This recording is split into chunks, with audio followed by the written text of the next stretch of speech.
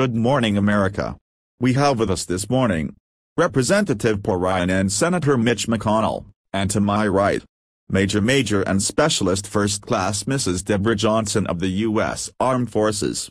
Now, Congressman and Senator, you are proponents of cuts to the food stamp program and Medicaid, and not raising taxes anymore. Is that correct?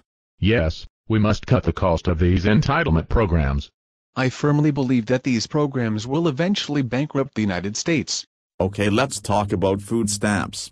How many working people do you believe are on food stamps? Or are they all moochers, as some people have called them? I would like to speak to that. About 50% of the food stamp recipients work and another 20% are receiving Social Security. That leaves 30% who are not employed. And many of those who are working are in the armed forces. My husband and I are soldiers and our family needs food stamps to survive. We haven't messed with the defense budget. Right. The defense budget is sacred. But I guess we could say that the average fighting man is underpaid. The armed services is not the only place. Walmart is worse. The average pay is just above minimum wage. I bet they have many employees on food stamps. I'm glad Deborah brought up Walmart. Walmart is a very profitable company. Yet the U.S. is subsidizing Walmart through the food stamp program. How can you say that? That's impossible. I can say this. Walmart is taking advantage of social safety nets to supplement their employees' low wages. They pay many of their employees much less than other large retailers. Listen, Eric, we didn't come here to defend Walmart. We came to talk about the budget. Getting out of the deficit. Paul, you are right. Gentlemen, I believe Eric was citing an example, pertinent to making cuts to these programs, without fundamentally understanding the impact on some very hard-working people. Walmart is paying poverty-level wages, causing employees to get food stamps, thereby passing its responsibilities to the taxpayers who end up supplementing their payrolls. You can't prove any of this. Where are you getting this data? I have never seen or heard of this before. Senator, Congressman, there are demonstrations against Walmart in many places. If servicemen need food stamps to survive, I would think you need to look carefully at the cuts. What you need to understand is that these proposed cuts will hurt many hard-working people. These are not people on the dole. They have been put in this situation because the Congress has simply refused to raise the minimum wage. I can't see how that would help.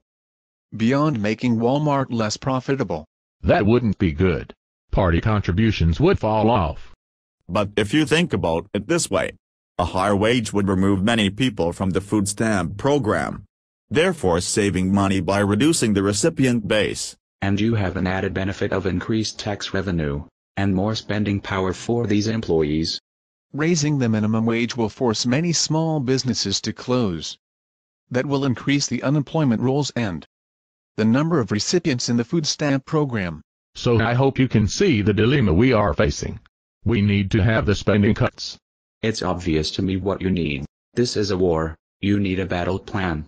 There are many fronts you need to fight. Raise revenue, cut spending, reduce subsidies to big business. Gentlemen, I think the Major is correct. You need a very balanced approach, and a willingness to compromise. What do you think? No. Compromise is out of the question. We have pledged not to raise taxes. Big business is the lifeblood of this country. We must protect the right of Walmart and others. If that's your attitude, then you will never be able to reduce spending on the food stamp program. Why do you refuse to recognize that you are subsidizing many large companies? Well, we've run out of time. I want to thank our participants for sharing their views with us. See you next week for the Sunday Morning News. Mitch, I don't know if I can take any more of this. Why won't more people understand our positions? Paul, pull yourself together. Look at the bright side. There are no term limits. Right. No term limits. Who's really on the dole?